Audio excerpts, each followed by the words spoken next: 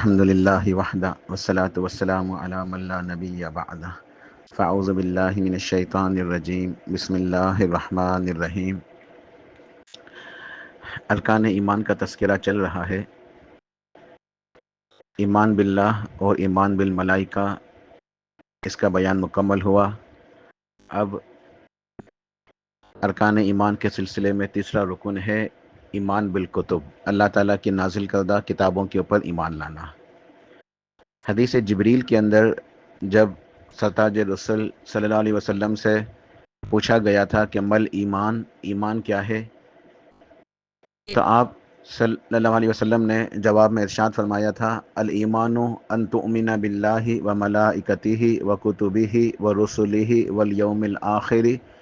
والقدر خیرہ و شرہ، کہ ایمان یہ ہے کہ تم ایمان لاؤ اللہ تعالیٰ کے اوپر اور اس کے فرشتوں کے اوپر اور اس کی کتابوں کے اوپر اور اس کے رسولوں کے اوپر، قیامت کے دن پر اور تقدیر کے اوپر،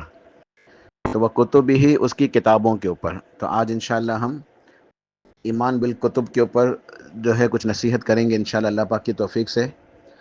اللہ پاک نے ارشاد فرمایا سورہ نساء کے اندر، آیت نمبر 136 کا جز ہے، فرمان باری تعالیٰ ہے یا ایھا الذین آمنوا آمنوا باللہ ورسولہ والکتاب الذی نزل علی رسولہ والکتاب الذی انزل من قبل، کہ اے ایمان والو، یعنی اللہ سبحانہ و تعالیٰ نے ایمان والوں کو مخاطب فرمایا۔ ایمان والوں کو مخاطب فرما کے اللہ پاک نے ارشاد فرمایا کہ آمنوا باللہ ورسولہ والکتاب الذی نزل علی رسولہ، کہ اے ایمان والو تم ایمان لاؤ اللہ کے اوپر اور اس کے رسول کے اوپر، اس کے رسولوں کے اوپر اور کتاب کے اوپر جو رسول علیہ الصلوۃ والسلام کے اوپر نازل ہوئی، یعنی قرآن پاک کے اوپر، والکتاب الذی انزل من قبل، اور ان تمام کتابوں کے اوپر جو اس سے پہلے نازل ہوئی ہیں۔ تو اللہ سبحانہ و تعالیٰ نے یہاں ایمان والوں کو مخاطب فرمایا کہ اے ایمان والو تم ایمان لاؤ۔ اس کا مطلب کیا ہے؟ اس کا مفہوم یہ ہے کہ تم اچھی طرح ایمان لاؤ، اپنے ایمان کو اچھی طریقے سے سنوارو، ایمان کے تقاضوں کو پورا کرو، ہر وقت اپنے ایمان کی فکر کرتے رہو، ایمان میں اضافہ کرو، دین کے تمام احکامات کے اوپر، شریعت کی تمام باتوں کے اوپر عمل کرو اور اس کے اوپر استقامت دکھاؤ، گمراہی سے بچو، شرک سے بچو، بدعتوں سے بچو، گناہوں سے بچو۔ تو اے ایمان والو تم ایمان لاؤ، یعنی اچھے طریقے سے ایمان لاؤ اور اس ایمان کے اوپر استقامت دکھاؤ، مرتے دم تک اسی ایمان کے اوپر قائم رہو، مرتے دم تک ایمان کے اوپر قائم رہو، ایمان کے تمام تقاضوں کے مطابق عمل کرتے رہو۔ یہ مفہوم ہے۔ پھر اللہ پاک نے حکم دیا کہ اللہ کے اوپر ایمان لاؤ، اس کے رسول کے اوپر ایمان لاؤ اور کتاب کے اوپر جو رسول کے اوپر نازل ہوئی صلی اللہ علیہ وسلم، یعنی قرآن پاک کے اوپر، اور ان کتابوں کے اوپر بھی جو قرآن پاک سے پہلے نازل ہوئی ہیں۔ تو ایمان بالکتب، یہ اس کا تقاضا یہ ہے کہ مومن تمام کتابوں کے اوپر اور تمام صحیفوں کے اوپر ایمان رکھے جو اللہ پاک نے نازل فرمائی ہیں، چونکہ بندوں اور اللہ تعالیٰ کے درمیان رسول ہی واسطہ ہوتے ہیں، بندوں کے درمیان اور اللہ تعالیٰ کے درمیان رسول ہی واسطہ ہوتے ہیں، یعنی رسول ہی کے اوپر اللہ تعالیٰ کا پیغام وہی نازل ہوتی ہے، انسانوں کے اوپر نہیں ہوتی، تمام بندوں کے اوپر نہیں ہوتی، اللہ تعالیٰ چن لیتا ہے بندوں میں سے، انسانوں میں سے خاص اپنے مقرب اور چنے ہوئے بندوں کو جنہیں انبیاء اور رسول کہتے ہیں، تو اللہ تعالیٰ رسولوں کو چن لیتا ہے، تو وہ بندوں کے درمیان اللہ تعالیٰ کے درمیان رابطے کا ذریعہ ہوتے ہیں کہ اللہ تعالیٰ کی عبادت کرنی ہے، کس طرح کرنی ہے، زندگی کیسے گزارنی ہے، احکامات کیسے ہوں گے، کیسے عمل کرنا ہے، یہ سب ہمیں کون بتاتے ہیں؟ انبیاء اور رسول ہی بتاتے ہیں۔ تو وہ انسان ہی ہوتے ہیں اور ایک خاص مخصوص وقت تک کے لیے ہوتے ہیں، اس کے بعد ان کا بھی انتقال ہو جاتا ہے، وہ بھی وفات پا جاتے ہیں۔ اب اگر ان کی تعلیمات کتابی صورت میں موجود نہ ہو، شریعت کی باتیں، دین کے احکامات اگر کتابی صورت میں موجود نہ ہوں، تو انبیاء اور رسول کی وفات کے بعد، رسولوں کی وفات کے بعد ان کا دین اور ان کی شریعت یعنی اللہ تعالیٰ کا پیغام یہ ضائع ہو جائے گا۔ اس لیے اللہ سبحانہ و تعالیٰ نے کتابیں نازل فرمائی تاکہ حجت قائم رہے، شریعت کی باتیں محفوظ رہیں اور حجت قائم رہے، چونکہ انسان کمزور اور عاجز ہے اور جاہل بھی ہے اور لا علم بھی ہے اور ہر دم اپنے رب کا محتاج ہے، لہذا اس بات کا تقاضا ہے کہ انسان کی فلاح و بہبود کے لیے، اس کی اصلاح کے لیے، اس کی ہدایت کے لیے اس کی ہدایت کے لیے، اس کی رہنمائی کے لیے، اس کے گائیڈنس کے لیے، اس کو بتانے کے لیے، اس کو سمجھانے کے لیے قوانین اور ہدایات اور احکامات پر مشتمل کتابیں موجود ہوں، جن کے اندر اللہ تعالیٰ کی طرف سے احکامات موجود ہوں، اللہ تعالیٰ کے قوانین یعنی اللہ کا قانون موجود ہو، جسے ہم دین کہتے ہیں، شریعت کہتے ہیں۔ تو ان قوانین اور ہدایات اور احکامات، اللہ تعالیٰ کی طرف سے بھیجی ہوئی تمام تعلیمات کے اوپر مشتمل کتابیں نازل کی جائیں، جن کے مطابق زندگی گزار کر انسان دنیا اور آخرت کی کامیابی کو حاصل کر سکے۔ لہٰذا اس لیے اللہ پاک نے کتابیں نازل فرمائی اپنے رسولوں کے اوپر۔ اگر نبی یا رسول کے پاس اللہ تعالیٰ کی کتاب نہ ہو تو لوگ بآسانی اس کی تکذیب کر دیں گے کہ وہ حجت نہیں ہوگی ان کے پاس۔ تو رسولوں کے پاس کتابیں ہوتی ہیں، اور پھر جو انبیاء ہوتے ہیں وہ انہی کتابوں کی، انہی شریعت کے جو پہلے رسول گزر چکے ہیں ان کی تعلیمات کے مطابق لوگوں کی رہنمائی کرتے ہیں، ان کو دین سکھاتے ہیں۔ تو تمام کتابوں کے اوپر جو نازل ہوئی ہیں اور صحیفوں کے اوپر، اچھا صحیفوں کے اوپر بھی ایمان لانا ہے اور کتابوں کے اوپر بھی۔ تو اس کا مطلب کیا ہے؟ صحیفے کیا ہیں، کتابیں کیا ہیں؟ ہمیں جو بات معلوم ہے وہ یہ ہے کہ اللہ سبحانہ و تعالی نے 4 آسمانی کتابیں نازل فرمائی ہیں،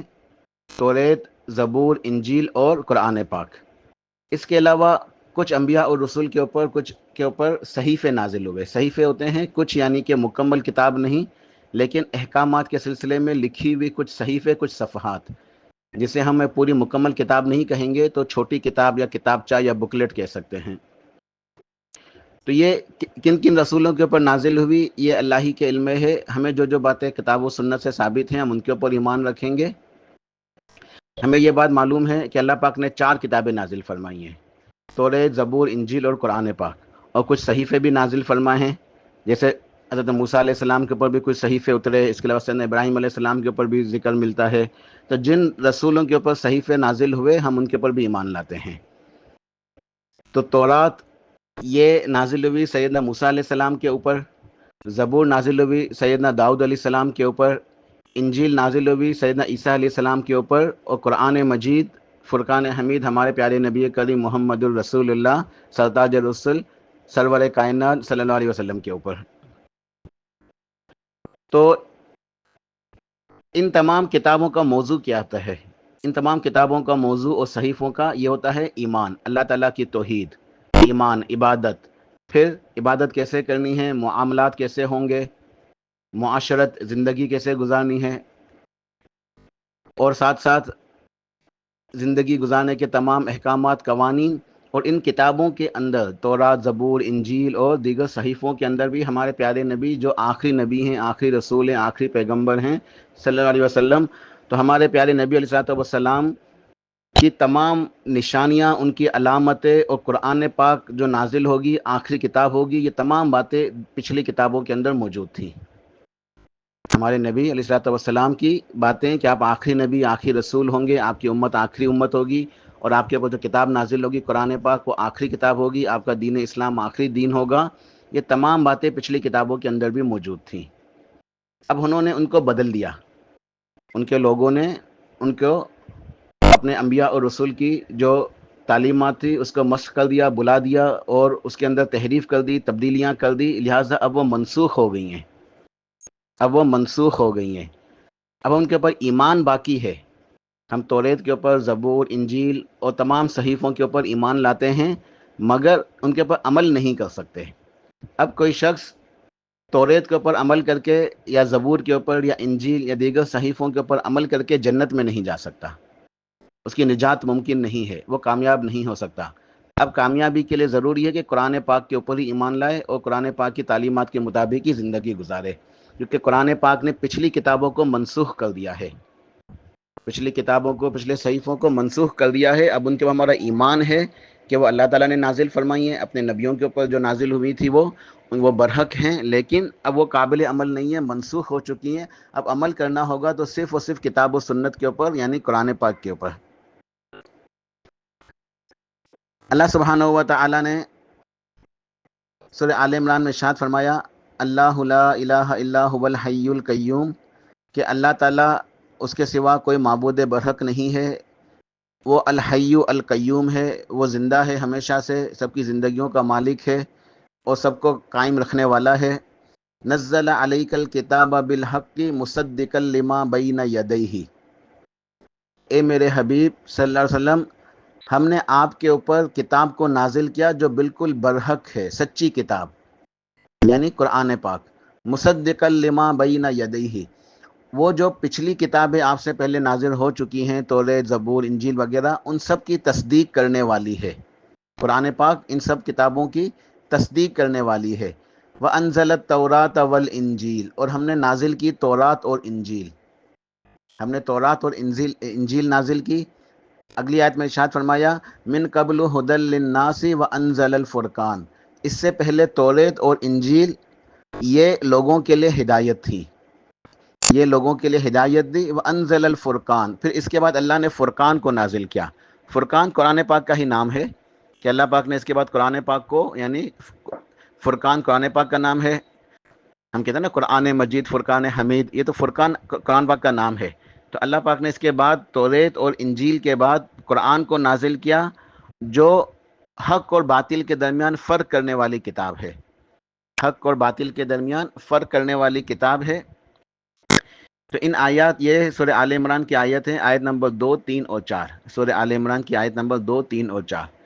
تو ان کے اندر سب سے پہلے اللہ تعالیٰ کی توحید کا ذکر ہوا کہ اللہ تعالیٰ وہ ذات ہے جس کے سوا کوئی عبادت کے لائق نہیں ہے،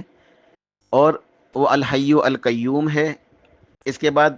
اگلی دو آیتوں میں اللہ پاک نے اس بات کا ذکر فرمایا کہ ہم نے حق کے ساتھ، سچ کے ساتھ حبیب آپ کے اوپر اس کتاب کو، قرآن پاک کو نازل کیا جو پچھلی کتابوں کی تصدیق کرتی ہے، توریت کی، انجیل کی، زبور کی، جو تمام پچھلی کتابیں ہیں ان سب کی تصدیق کرنے والی ہے یہ کتاب۔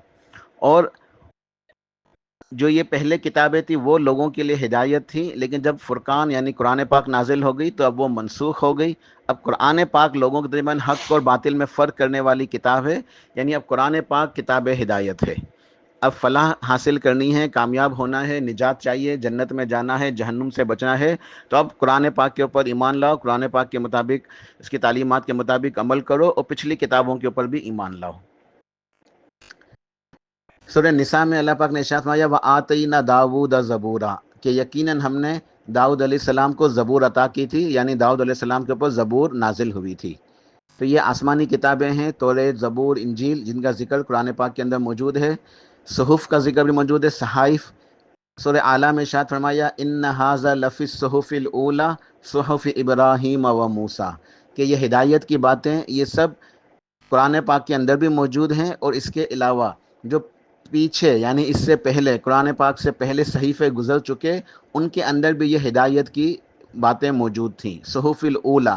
پہلے جو گزرے ہوئے صحف جو تھے، پہلے جو نازل ہوئے تھے صحف، وہ ان کے اندر بھی یہ باتیں موجود تھیں۔ صحف ابراہیم و موسیٰ، اور وہ صحف جو ابراہیم علیہ السلام اور موسیٰ علیہ السلام کے اوپر نازل ہوئے، ان کے اندر بھی جو ہے یہ ہدایت کی باتیں موجود تھیں۔ تو توریت، زبور، انجیل، قرآن پاک اور کچھ نبیوں کے اوپر جو صحف نازل ہوئے، ان سب کا تذکرہ قرآن پاک کے اندر موجود ہے۔ صحیح بخاری کے اندر ایک حدیث ہے، نبی علیہ الصلوۃ والسلام ارشاد فرماتے ہیں انما بقاؤکم فی من سلف کما بین صلاۃ العصر الی غروب الشمس، کہ نبی علیہ الصلوۃ والسلام نے صحابہ کرام کو اس امت کی ایک مثال دیتے ہوئے کہ ہماری اس امت کی مثال کیا ہے، آپ نے ارشاد فرمایا کہ لوگوں، تمہارا زمانہ دیگر تم سے پہلے جو لوگ تھے ان کے زمانے کے مقابلے میں ایسا ہے جیسے عصر کی نماز سے لے کے غروب آفتاب، یعنی یہ جو وقت ہوتا ہے نا عصر کی نماز کے بعد سے لے کے سورج کے غروب ہونے تک، مغرب تک، عصر سے مغرب کے درمیان یہ وقت کم ہوتا ہے، تو تم سب سے آخر میں آئے ہو، تم آخری امت ہو، تمہارا دین، تمہاری شریعت، تمہاری کتاب قرآن پاک، تمہارے نبی، یہ آخری ہیں۔ یہ اب کوئی نبی نہیں ہے، اب کوئی رسول نہیں، اب کوئی کتاب نہیں ہے، تو تمہارا زمانہ دیگر پچھلی امتوں کے مقابلے میں ایسا ہے جیسے عصر کی نماز سے مغرب تک کا وقت۔ پھر آگے آپ نے ارشاد فرمایا اوتی اہل التورات تورات فعملوا بها حتى انتصف النہار ثم عجزوا فاعطوا قیراطا قیراطا، آپ نے ارشاد فرمایا کہ اللہ سبحانہ و تعالی نے اہل تورات کو تورات عطا کی، یعنی حضرت موسیٰ علیہ السلام کی امت کے اوپر تورات نازل ہوئی، تو انہوں نے تورات کے ملنے کے بعد اس کے اوپر عمل شروع کیا، حتیٰ کہ انتصف النہار، کہ جب سورج تھوڑا بلندی پہ گیا یعنی زوال کے وقت تک، تو وہ پھر عاجز آ گئے، عمل نہ کر سکے، تھک گئے، کچھ عمل کیا کچھ عمل نہ کر سکے، عاجز آ گئے، تھک گئے، تو اللہ پاک نے انہیں ایک قیرات جو ہے اجر عطا فرمایا، ایک قیرات انہیں عطا فرما دیا۔ ثم اوتی اہل الانجیل الانجیل، پھر اہل انجیل کو یعنی عیسیٰ علیہ السلام کی قوم کو، یعنی عیسائیوں کو انجیل ملی۔ پہلے تورات ملی تھی یہودیوں کو، انہوں نے کچھ عمل کیا، پھر عمل کرنے سے باز آ گئے تو انہیں پھر ایک قیرات دے دیا گیا، پھر اس کے بعد انجیل دی گئی عیسائیوں کو، فعملوا به حتی صلت العصر ثم اجزوا فاوتوا قیراتا قیراتا، تو ان لوگوں نے بھی پھر زوال سے لے کے عصر تک، یعنی ظہر سے لے کے عصر تک جو ہے اس کے اوپر عمل کیا، پھر وہ بھی تھک گئے، عاجز آ گئے، عمل کرنے سے باز آ گئے، رک گئے، فاوتوا قیراتا قیراتا، تو اللہ پاک نے انہیں بھی ایک قیرات عطا فرما دیا۔ ثم اوتیتم القرآن، پھر اللہ پاک نے اے لوگوں، یعنی ہمیں مخاطب کیا گیا صحابہ کرام کو، یعنی اس امت کو، کہ اے لوگوں تمہیں اللہ پاک نے قرآن عطا کیا۔ ثم اوتیتم القرآن، پھر تمہیں قرآن دیا گیا، فعملتم به حتی غربت الشمس، اور تم نے اس کے اوپر عمل کیا سورج کے غروب ہونے تک، یعنی مغرب تک، یعنی دن کے اختتام تک۔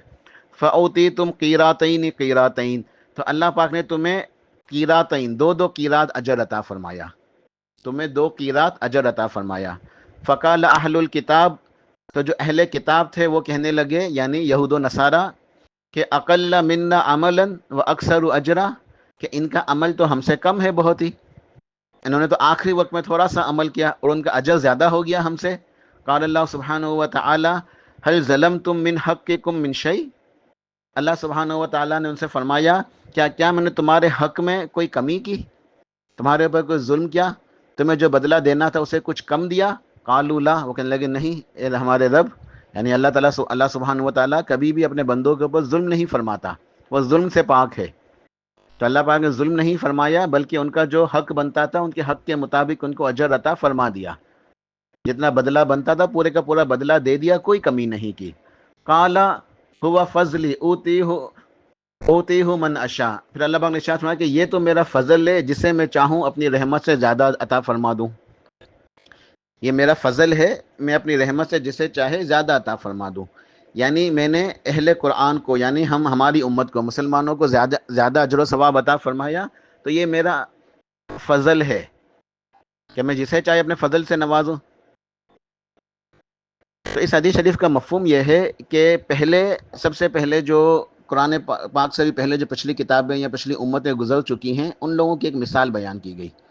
کہ یہودیوں کو اللہ تعالیٰ نے ایک شرف دیا، ایک عزت دی، ان کے اندر انبیاء آئے، کتابیں آئیں، لیکن انہیں عمل کیا، لیکن پوری طرح عمل نہیں کیا، اس کا حق ادا نہیں کیا، اس کا حق ادا نہیں کیا، تو اللہ سبحانہ و تعالیٰ نے جو انہوں نے عمل کیا اس کے مطابق ان کو بدلہ دے دیا۔ پھر اس کے بعد تو ان کے نبیوں کے جانے کے بعد انہوں نے تحریف کر دی، خود بدل گئے، کتابوں کو بدل ڈالا، پھر گناہوں کے اندر اور گمراہیوں کے اندر جو ہے مبتلا ہو گئے، پھر اللہ کے غضب کا اور غصے کا شکار ہو گئے اور ان کے اوپر اللہ کا غضب نازل ہوا۔ اسی طرح عیسائیوں نے جب ان کو کتاب ملی، ان کے پاس نبی آئے، ان کو ایک فضیلت ملی، انہوں نے بھی کچھ عمل کیا، پھر اس کا حق ادا نہیں کیا، تو ان کا معاملہ بھی یہی ہوا کہ جتنا انہوں نے عمل کیا تھا اتنا ان کو بدلہ دے دیا گیا، اور اس کے بعد وہ بھی گمراہی کا شکار ہو گئے اور اپنی کتابوں کو بدل ڈالا۔ اب آخری نبی محمد الرسول اللہ صلی اللہ علیہ وسلم، ہمارے پیارے نبی علیہ الصلوۃ والسلام تشریف لائے، تو آپ آخری نبی، آخری رسول، آپ کا زمانہ بھی کم، آپ کی جو امت ہے ان کی عمریں بھی کم، لیکن اجر و ثواب سب سے زیادہ۔ مثال کے طور پہ ہم 5 نمازیں ادا کرتے ہیں، ہمیں اجر و ثواب الحمدللہ ملتا ہے 50 نمازوں کے برابر، ہماری ہر نیکی کا بدلہ کم سے کم 10 گنا اللہ پاک ہمیں عطا فرماتے ہیں، ہر نیکی کا، ہم ایک نیکی کریں گے تو کم سے کم 10 گنا، اور اس سے زیادہ بڑھا چڑھا کے جس کے لیے اللہ پاک چاہے 700 گنا تک، بلکہ اس سے بھی زیادہ اجر و ثواب عطا فرماتے ہیں۔ تو ہماری عمریں کم ہیں، ہمارے اعمال کم ہوں گے، کل قیامت والے دن ہمارے اعمال سب سے کم ہوں گے۔ پچھلے امتوں کے اندر کسی نے، آتا ہے نا کچھ روایات کے اندر، کسی نے 500 سال کی عبادت کی، کسی نے 1000 سال تک کی بھی، تو ان کے اعمال بہت زیادہ ہیں، لیکن ہمارے اعمال کم ہیں، لیکن ہمارا اجر و ثواب سب سے زیادہ ہے، ہمارا اجر و ثواب سب سے زیادہ ہے۔ کل قیامت والے دن نامہ اعمال کے اندر ہمارے اعمال کم ہوں گے، لیکن ان کا اجر و ثواب بہت زیادہ ہوگا، سب سے زیادہ۔ ہمیں تو ایسی سی بشارت ہے، الحمدللہ ثم الحمدللہ، اللہ پاک کی رحمتیں ہیں کہ ایسی سی ہمارے احادیث کے اندر ایسی بشارتیں موجود ہیں کہ ہم سبحان اللہ کہتے ہیں، الحمدللہ کہتے ہیں تو زمین و آسمان کے برابر جگہ جو ہے وہ خلا پورا نیکیوں سے بھر جاتا ہے۔ تو ہمارا اجر و ثواب الحمدللہ سب سے زیادہ ہے، اور سب سے پہلے ہم لوگ جنت میں جائیں گے، سب سے پہلے ہم لوگ جنت میں جائیں گے۔ سب سے پہلے ہمارے پیارے نبی علیہ الصلوۃ والسلام جنت کا دروازہ کھلوائیں گے، آپ کے علاوہ کوئی نبی کوئی رسول جنت کا دروازہ نہیں کھلوا سکتے۔ جنت کھولی جائے گی سب سے پہلے آپ کے دستک دینے کی وجہ سے آپ کے لیے، تو آپ جنت کھلوائیں گے سب کے لیے، اور سب سے پہلے آپ کی امت جنت میں جائے گی، اس کے بعد دیگر نبیوں کی امتیں، اور جنت کے اندر بھی سب سے زیادہ تعداد جو ہوگی وہ آپ کی امتیوں کی ہوگی۔ جنت کے اندر سب سے زیادہ جو تعداد ہوگی وہ آپ کی امت کے لوگوں کی ہوگی۔ تو یہ سب اللہ کا فضل ہے، یہ سب اللہ کا فضل ہے۔ پہلے زمانے کے لوگ کوئی گناہ کرتے تھے تو ان کی توبہ بہت سخت ہوتی تھی، بہت تکلیف دہ مراحل ہوتے تھے ان کی توبہ کے۔ ہمارے اس امت کے اوپر اللہ پاک کا اتنا فضل ہے، الحمدللہ ثم الحمدللہ، یا ربی لک الحمد و لک الشکر، کہ ہم سچے دل سے اللہ تعالیٰ سے بس دعا کریں، استغفار کریں، معافی مانگیں، اللہ پاک سارے گناہوں کو معاف فرما دیتا ہے۔ ہمارے نیک اعمال کا بدلہ بڑھا چڑھا کے اللہ پاک عطا فرماتا ہے۔ تو یہ اللہ تعالیٰ کا فضل ہے اس امت کے اوپر کہ اس امت سب سے آخر میں آئی، یعنی اس کی مثال کیا بیان کی گئی کہ پہلے امت فجر سے لے کے ظہر تک ان کو ایک کی رات اجر ملا، دوسری امت پھر ظہر سے لے کے عصر تک ان کو بھی ایک کی رات اجر ملا، پھر آخری جو امت ہے یعنی ہماری امت محمدی علیہ الصلوۃ والسلام، وہ عصر سے مغرب تک کام کیا، وقت کم ہے، کام کم کیا، لیکن 2 کی رات ڈبل ثواب ملا، بڑھا چڑھا کے اجر و ثواب ملا۔ جب انہوں نے کہا کہ یا اللہ ہمارے عمل جو ہے وہ زیادہ تھے، ان کے عمل کم تھے، ان کو ثواب زیادہ ملا، ہمیں کم ملا، اللہ پاک نے کیا فرمایا، کیا میں نے تمہارے جو بدلہ دیا اس میں کوئی کمی کی، کوئی زیادتی کی، کوئی ظلم کیا تمہارے اوپر؟ انہوں نے کہا نہیں، بدلہ تو پورا پورا مل گیا، لیکن ان کو جو زیادہ ملا تو اللہ نے فرمایا کہ یہ میرا فضل ہے، جسے میں چاہے اپنے فضل سے نواز دوں۔ ذالک فضل اللہ یؤتیہ من یشاء واللہ ذو الفضل العظیم،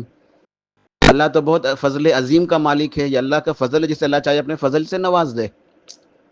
تو ہمیں یہ فضیلت کیوں ملی؟ اعمال کم اجر و ثواب زیادہ، وقت کم زیادہ اجر و ثواب، سب سے پہلے جنت میں جائیں گے، جنت میں سب سے زیادہ تعداد ہماری ہوگی۔ اس کی وجہ یہ ہے کہ ہم سب سے آخر میں آئے اور ہم پچھلے تمام جو انبیاء اور رسول ہیں ان سب کے اوپر ایمان لاتے ہیں، ان کے اوپر جو کتابیں نازل ہوئی ان سب کے اوپر ایمان لاتے ہیں، ان سب کی تصدیق کرتے ہیں، ان کی شریعت کے اوپر ایمان لاتے ہیں، ان کی تصدیق کرتے ہیں، اور ساتھ میں ہم ان سب کو قابل عمل نہیں سمجھتے، ایمان لاتے ہیں لیکن عمل اپنے قرآن و حدیث کے اوپر، ہمارے پیارے نبی علیہ السلام کے جو دین نازل ہوا کتاب و سنت اس کے اوپر عمل کرتے ہیں۔ اور کل قیامت والے دن ہمارے لیے یہ بھی ایک اعزاز ہوگا، یہ بھی اللہ تعالیٰ کا ایک فضل ہوگا ہمارے اوپر کہ ہم ان کے اوپر گواہ ہوں گے، جب ان کے گنہگار لوگ انکار کر دیں گے کہ یا اللہ ہمارے پاس تو کوئی کتاب نہیں آئی تھی، کوئی رسول نہیں آئے تھے کتاب لے کے، ہمیں تو کچھ پتہ ہی نہیں تھا، اس لیے ہم نے گناہ کیے، ہمیں نہ تیری توحید کا پتہ، نہ عبادت کا، نہ دین کا، نہ احکامات کا، ہمیں تو کچھ بھی نہیں پتہ تھا۔ وہ مکر جائیں گے، وہ یہ سمجھ رہے ہوں گے کہ آج ہم انکار کر کے اللہ کے عذاب سے بچ جائیں گے۔ تو اللہ پاک جو ہے آخری امت کے لوگوں کو، یعنی ہم لوگوں کو جو ہے آخری نبی کی آخری امت کو پیش کرے گا، تو ہم لوگ گواہی دیں گے کہ یا اللہ یہ جھوٹے ہیں، ان کے پاس یہ نوح علیہ السلام کی قوم ہے، ان کے پاس سیدنا نوح علیہ السلام آئے تھے، یہ فلاں نبی کی قوم ہے، یہ موسیٰ علیہ السلام کی قوم ہے، وہ موسیٰ علیہ السلام آئے تھے، ان کے پاس جو ہے وہ توریت تھی۔ اسی طریقے سے تمام نبیوں کے جو لوگ انکار کریں گے گنہگار، اب ان کے اوپر گواہی دیں گے یا اللہ یہ جھوٹے ہیں، ان کے پاس نبی بھی آئے، رسول بھی آئے، کتابیں بھی آئیں، انہوں نے عمل نہیں کیا، انہوں نے خود گناہ کیے اور نبی کے جانے کے بعد کتابوں کو بھی بدل ڈالا۔ تو وہ یہ کہیں گے تم لوگ کیسے گواہی دے رہے ہو؟ تو الحمدللہ ہمارا یہ اعزاز ہے، ہمارے اوپر اللہ تعالیٰ کا فضل ہے کہ ہم جواب میں کہیں گے کہ الحمدللہ ہم اس لیے یہ گواہی دے رہے ہیں کہ ہمارے پاس قرآن مجید تھی، ہمارے پاس قرآن مجید تھی، قرآن مجید کے اندر تمہاری تمام باتیں موجود تھیں، تو ہم نے اس کی تصدیق کی، تمہارے جو انبیاء اور رسول تھے ان کی بھی تصدیق کی، تمہارے انبیاء اور رسول کے اوپر جو کتابیں نازل ہوئی ان کی بھی تصدیق کی، اللہ تعالیٰ نے ہمیں قرآن پاک کے اندر تمہارے تمام اخبار بتا دیے، تمہاری باتیں بتا دی، ہم ان سب کی تصدیق کرتے ہیں. اس لیے آج ہم اللہ کے فضل سے، اللہ کی توفیق سے گواہی دے رہے ہیں کہ اللہ یہ لوگ جھوٹے ہیں، ان کے پاس انبیاء اور رسول بھی آئے تھے، کتابیں بھی آئی تھیں، انہوں نے خود ہدایت کو ٹھکرایا، گمراہی کو اختیار کیا. تو یہ بھی ہمارے پر اللہ کا فضل ہے کہ اللہ تعالیٰ ہمیں گواہ کے طور پہ پیش کریں گے. تو یہ سب اس وجہ سے الحمدللہ یہ سب اللہ تعالیٰ کا فضل ہے، اور ہمارے لیے ایک نصیحت ہے کہ ہم اپنے ایمان کو، اس کی قدر کریں، اس کو اچھی طریقے سے اس کے اوپر ایمان لائیں اور نیک اعمال کریں، نیک اعمال کریں. تو ہم تمام انبیاء اور رسول کے اوپر، تمام کتابوں کے اوپر بھی ایمان لاتے ہیں، ان کی تصدیق کرتے ہیں، اور اپنے پیارے نبی صلی اللہ علیہ وسلم کے اوپر جو کتاب و سنت نازل ہوئی اس کے اوپر عمل کرتے ہیں. تو یہ ایمان بالکتب کے کچھ تقاضے، کچھ نصیحتیں تھیں. اللہ پاک ہمیں سمجھنے کی، عمل کرنے کی توفیق عطا فرمائے. سبحان ربک رب العزت عما یصفون وسلام علی المرسلین والحمد للہ رب العالمین.